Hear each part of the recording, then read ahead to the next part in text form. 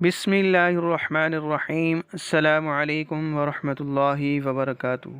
قرآنی وظائف اور مسنون دعاؤں کے لیے ہمارے چینل کو سبسکرائب کریں۔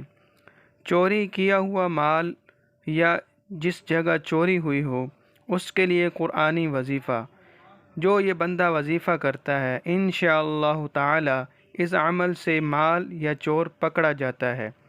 اس آیت مبارکہ کو کورے کپڑے کے گول کٹے ہوئے ٹکڑے پر لکھ کر اس میں چور کا نام یا بھاگے ہوئے آدمی کا نام لکھ کر جس مکان میں چوری ہوئی ہے یا جس مکان سے کوئی بھاگا ہے تو اس آیت مبارکہ کو کپڑے پر لکھ کر دیوار میں میخ سے گاڑ دیا جائے۔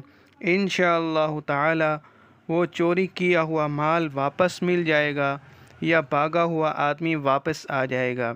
وہ آیت مبارکہ یہ ہے وَلِكُلٍّ وِجْهَةٌ هُوَ مُوَلِّيهَا فَاسْتَبِقُوا الْخَيْرَاتِ أَيْنَمَا تَكُونُوا يَأْتِ بِكُمُ اللَّهُ جَمِيعًا إِنَّ اللَّهَ عَلَى كُلِّ شَيْءٍ قَدِيرٌ۔ آمین ثم آمین۔